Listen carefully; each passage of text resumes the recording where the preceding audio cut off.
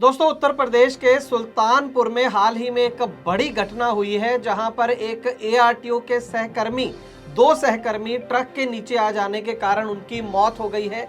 और इस हादसे के बाद मीडिया के द्वारा और एआरटीओ पुलिस के द्वारा जो है पहले ही ड्राइवर को आरोपी घोषित कर दिया गया है। ये कहा जा रहा है कि ये जो घटना है वो जानबूझकर उसको अंजाम दिया गया है। ड्राइवर ने जानबूझकर एआरटीओ के जो सहकर्मी हैं उनको अपने ट्रक के नीचे रौंदा है। फिलहाल ट्रक ड्राइवर फरार है, लेकिन आज की इस ग्राउंड रिपोर्ट में हम कुछ खास पहलुओं पर बात करेंगे।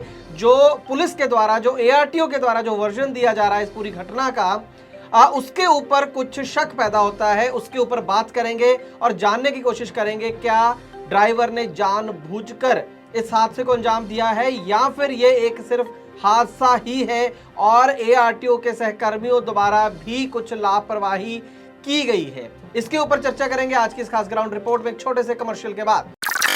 ट्रक हो या बस, टैक्सी हो या ऑटो, छोटा हाथी हो या पिकअप, इन सब का बीमा सिर्फ और सिर्फ ट्रांसपोर्ट मॉल से। बस गाड़ी की आरसी और पुरानी बीमा कॉपी ट्रांसपोर्ट मॉल ऐप में डालें या 90-831-90-831 पर व्हाट्सएप कर दें, तो गाड़ी का बीमा सिर्फ और सिर्फ ट्रांसपोर्ट मॉल से। ट्रांसपोर्ट टीवी पर आपका स्वागत है दोस्तों, मैं हूं मनिंदर सिंह और आप देख रहे हैं ग्राउंड रिपोर्ट। दोस्तों, ये जो घटना हुई मैंने आपको बताया, कादीपुर सुल्तानपुर रोड, जिला सुल्तानपुर, पुलिस स्टेशन गोसाईगंज, वहां पर यह घटना होती है सुबह के 4 बजे। याद रखिएगा, सुबह के 4 बजे। और ऐसी रोड्स के ऊपर कितनी स्ट्रीट लाइट रहती है हम सब जानते हैं, वहां पर कोई ऐसी स्ट्रीट लाइट वगैरह का इंतजाम नहीं है। और यहाँ पर हुआ ये है कि अब्दुल मोबीन 52 साल उनकी उम्र है, एआरटीओ के ड्राइवर थे, और अरुण सिंह 50 साल उम्र है और सिपाही थे ये। इन दोनों की यहाँ पर इस हादसे में मौत हुई है, जो कि बेहद दुखद जो है घटना है इनके लिए, इनके परिवार के लिए। दोस्तों, इस पूरी घटना के अंदर जो एआरटीओ आर.के. वर्मा है वो बच गए हैं बाल बाल, और उनके जो सहकर्मी हैं, दो अब्दुल मोबीन जो एआरटीओ के ड्राइवर थे और दूसरे अरुण सिंह जो कि एक सिपाही थे, इन दोनों की मौत हो गई है इस हादसे के अंदर। लेकिन इस हादसे के बाद जिस तरीके से मीडिया ने इस पूरी घटना को पेश किया है और जो एआरटीओ साहब के जो वर्जन है उनका पक्ष जो है वो ये कहता है कि ये ड्राइवर ने आपा खो दिया, एक जगह मीडिया के लोग ये कह रहे हैं, और ये जानबूझकर, ये बदमाश तक भी शब्द यूज किया गया है। और एआरटीओ साहब के जो बयान है, हालांकि वो बयान चेंज हो रहे हैं, उसके हिसाब से एक चीज कॉमन है उन बयानों में कि ड्राइवर ने ये हादसा जो है उसको जानबूझकर इस घटना को अंजाम दिया है। सुल्तानपुर में ट्रक चालक ने एआरटीओ के 2 कर्मियों को रौंद दिया, जिससे एआरटीओ के सिपाही और संविदा कर्मी चालक की दर्दनाक मौत हो गई। वहीं घटना के बाद ट्रक चालक ने एआरटीओ की गाड़ी को भी टक्कर मार दी और मौके से फरार हो गया। सुल्तानपुर में एक ट्रक चालक ने आरटीओ के 2 कर्मचारियों को रौंद दिया, जिससे एक सिपाही समेत 2 लोगों की मौत हो गई। घटना के बाद ट्रक चालक एआरटीओ की गाड़ी में टक्कर मारकर मौके से फरार हो गया। चेकिंग का कार्य भी जो है चल रहा था, ट्रक ड्राइवर जानबूझ के तेजी से आता हुआ दोनों जो प्रवर्तन के लोग थे उनको रौंदता हुआ निकल गया। ट्रक ने आरटीओ कर्मचारियों को रौंदा है। तस्वीरें आपको हम दिखा रहे हैं। सुल्तानपुर में तेज रफ्तार का कहर देखने को मिला। एआरटीओ कर्मचारियों को ट्रक से रौंदा है। अब उसी के ऊपर हम बात करेंगे। सबसे पहले मैं आपको बता दूं, गाड़ी का नंबर आपकी स्क्रीन पर है। ये गाड़ी है जिसकी हम बात कर रहे हैं। इसके ऊपर ड्राइवर कौन थे वो पता ही नहीं है, क्योंकि अभी तक गाड़ी के मालिक और ड्राइवर सामने नहीं आए हैं। ड्राइवर जब ये घटना होती है तो वहां पर गाड़ी छोड़कर वहां से फरार हो जाता है। ये भी एक नोट करने वाली बात है। सुबह के 4 बजे घटना हुई थी। और दूसरी नोट करने वाली बात यह है कि वो गाड़ी छोड़कर वहां से भागा है ड्राइवर। अब इसके बाद आगे चलते हैं, जो हम आपको एक क्लिप सुनाते हैं। ये एक चैनल के ऊपर एआरटीओ साहब बयान दे रहे हैं, सुनिए क्या कह रहे हो। हम लोग 3:49 में कादीपुर से इधर गोसाईगंज की तरफ ड्यूटी करके जा रहे थे। रास्ते में जो है पेशाब करने के लिए गाड़ी रुकी, जिससे मैं उतर के पेशाब करने चला गया। तो जो हमारे ड्राइवर और जो प्रवर्तन सिपाही हैं वो भी नीचे उतरे और मैं जो है पेशाब कर रहा था। फिर ये अचानक जो है ट्रक आई और जब तक मैं पास में पहुंचा तब तक वो ट्रक इनको टक्कर मार के, और इनके ड्राइवर और क्लीनर रात का समय था तो मुझे दिखे भी नहीं, वो लोग उतर के चले गए। तो अगर आपने ध्यान से सुना हो तो वो ये कह रहे हैं कि हम चेकिंग करके वापस आ रहे थे और मेरे जो सहकर्मी हैं वो पेशाब करने या शौचालय जाने के लिए वहाँ पर जा रहे थे या तो सड़क क्रॉस कर रहे थे। और एक चीज़ और साथ में बोल रहे हैं कि चेकिंग भी चल रही थी। तो हम ये मान लेते हैं उनके बयान से, इसका मतलब ये है सीधा सीधा कि वहाँ चेकिंग चल रही थी और वो पेशाब करने के लिए शायद वो सड़क क्रॉस कर रहे थे सहकर्मी जो है। ये जो बयान उन्होंने टीवी पर दे रहे हैं। इसके बाद जब ट्रांसपोर्ट टीवी की टीम के पास ये मामला पहुंचता है तो हमारी टीम ने जो सीनियर सब इंस्पेक्टर हैं पुलिस थाना गोसाईगंज, वहां पर बात की। उनके हिसाब से घटना के बारे में जानने की कोशिश की। सीताराम यादव हैं जिनसे हमारी बात हुई है, सीनियर सब इंस्पेक्टर। उन्होंने जो बात बोली ध्यान से सुनिएगा। उन्होंने क्या बोला है कि आरटीओ चेकिंग कर रहे थे, गाड़ी फास्ट आ रही थी, वो रुकी नहीं, फिर गाड़ी का पीछा किया गया, फिर गाड़ी को ओवरटेक कर लिया गया और जब ओवरटेक कर लिया गया तब भी गाड़ी इसका मतलब नहीं रुकी और फिर टक्कर हो गई, जिस वजह से वो कर्मी जो थे वो नीचे आके मारे गए। जब हमने जो सीनियर सब इंस्पेक्टर इनसे पूछा कि आपको कैसे पता, ये वर्जन आपको कैसे पता कि ऐसे हुआ था, तो उन्होंने बोला कि एआरटीओ साहब ने जो रिटन कंप्लेंट दी है मैं आपको वो बता रहा हूँ उस बेसिस पे। रियलिटी में इनको भी कुछ नहीं पता है, पुलिस को भी कुछ नहीं पता। एआरटीओ जो रिटन कंप्लेंट दे रहे हैं उसके हिसाब से। अब आप देखिए कि एआरटीओ साहब के दोनों बयानों में कितना फर्क है और दोनों बयानों में ही काफी सारे लूप होल है।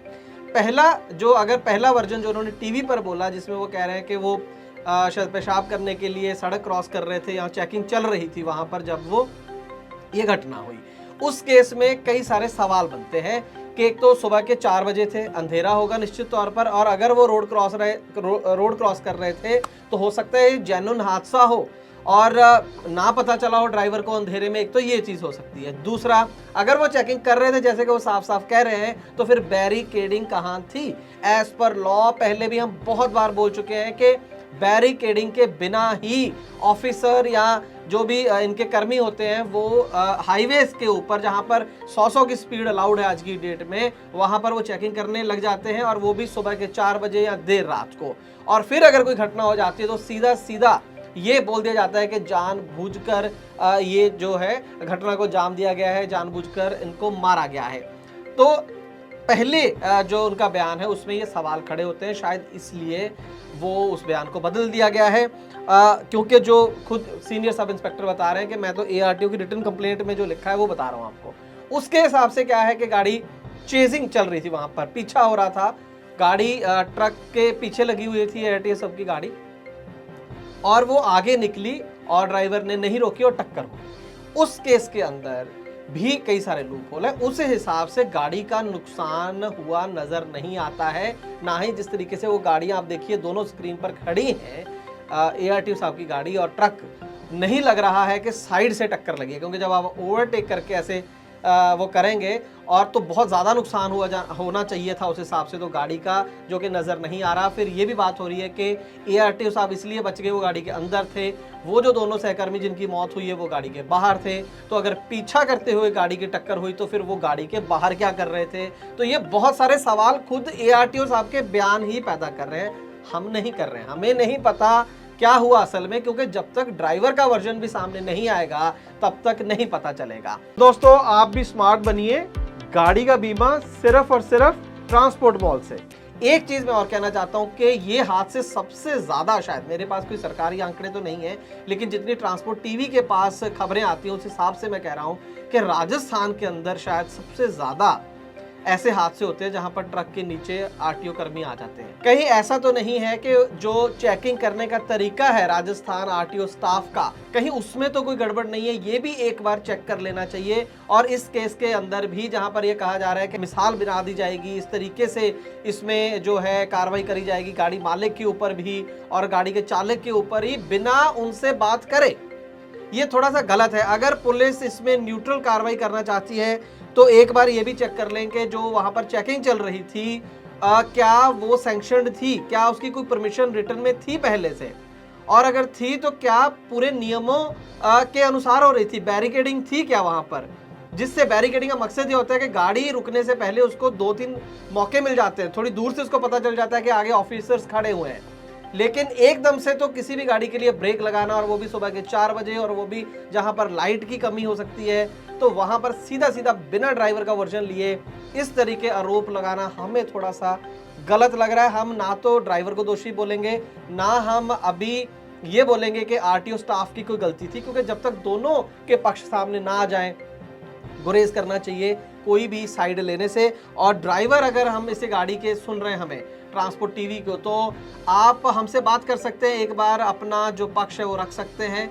भागना सल्यूशन नहीं है, चाहे ये जानबूझकर हुआ है, चाहे ये अनजाने में हुआ है, भाग के कोई सल्यूशन नहीं है। आपको कानून के सामने सही तरीके से पेश होना ही चाहिए। एक चीज़ मैं यहाँ पर और बोलना चाहूँगा आप पुलिस को, कि अगर वो या मीडिया को जो बहुत जल्दी ड्राइवर्स को या गाड़ी मालिकों को दोषी ठहरा देते हैं, वो कह रहे हैं बदमाश है, जानबूझकर किया है। अगर जानबूझकर किया होता तो गाड़ी छोड़कर नहीं जाता वो वहां से।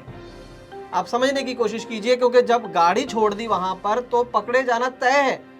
गाड़ी मालिक को आरसी से गाड़ी मालिक का पता चल जाएगा, गाड़ी मालिक को तो पता ही है ड्राइवर कौन है, वो तो झट से बता ही देगा, उसके घर का आधार कार्ड सब कुछ होगा, तो वो तो पकड़े जाना है उसको। अगर वो जानबूझकर करेगा तो गाड़ी छोड़कर वो वहां से नहीं जाता, ऐसा हमारा मानना है। बाकी सच क्या है वो उम्मीद करेंगे कि जल्द सामने आए और पुलिस जो असल में वहां पर हुआ है उसके हिसाब से कार्रवाई करे। दोस्तों आप बताइएगा, जो तथ्य हमने आपके सामने रखे हैं कि जो एआरटीओ साहब के बयान बदल रहे हैं, जो गाड़ी का वहां पर छोड़ के जाना, क्या आपको लगता है वहां पर क्या हुआ होगा असल में? या अगर आप उस इलाके के हैं, आपको कोई जानकारी है तो जरूर कमेंट सेक्शन में बताइएगा। ट्रांसपोर्ट टीवी का काम अगर आपको अच्छा लगता है तो हमारे वीडियोस को ज्यादा से ज्यादा शेयर करें, लाइक करें। ट्रांसपोर्ट टीवी देखने के लिए बहुत बहुत शुक्रिया।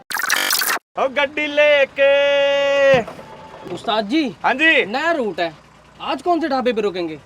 ट्रांसपोर्ट टीवी पे देखा था, इस रूट पे सुखी की गाड़ी का डीजल चोरी हो गया था। अरे बंटी फिकर नॉट, ट्रांसपोर्ट मॉल वालों ने हमारी ये चिंता भी खत्म कर दी है। अच्छा जी। उन्होंने ड्राइवरों और उनकी सुरक्षा को ध्यान में रखते हुए एक नई सर्विस ड्राइवर ढाबा शुरू की है, जिसमें आप खुद बता देती है कि कौन सा ढाबा सेफ है। क्या बात है उस्ताद जी, ये तो बड़ा ही अच्छा काम किया ट्रांसपोर्ट मॉल वालों ने। और नहीं तो क्या, बस ट्रांसपोर्ट मॉल ऐप खोलो, अपनी लोकेशन और रूट के हिसाब से ढाबा चुन लो। बिल्कुल सही कहा उस्ताद जी, मुझे ऐप पर एक ढाबा भी मिल गया है। 5 किलोमीटर पर एक सिल्वर ढाबा और 10 किलोमीटर पर एक गोल्ड कैटेगरी का ढाबा। वहीं चलता है उस्ताद जी, मैंने तो लोकेशन भी लगा दी है। चल फिर, अब अपना अगला स्टॉप भी वही होगा। अरे वाह उस्ताद जी, अरे वाह, पक्की parking, CCTV camera, security guard, कमाल ही कर दिया ट्रांसपोर्ट मॉल वालों ने। और सबसे बड़ी बात, ढाबा ढूंढने में कोई दिक्कत भी नहीं हुई। चल फिर अब रोटी खाते हैं। चलो जी। तो दोस्तों आप भी स्मार्ट बनिए और किसी भी ढाबे पर रुकने से पहले ट्रांसपोर्ट मॉल की इस नई सेवा के जरिए अपने और अपनी गाड़ी की सुरक्षा के लिए सेफ ढाबा चुनें। अभी डाउनलोड कीजिए ट्रांसपोर्ट मॉल ऐप।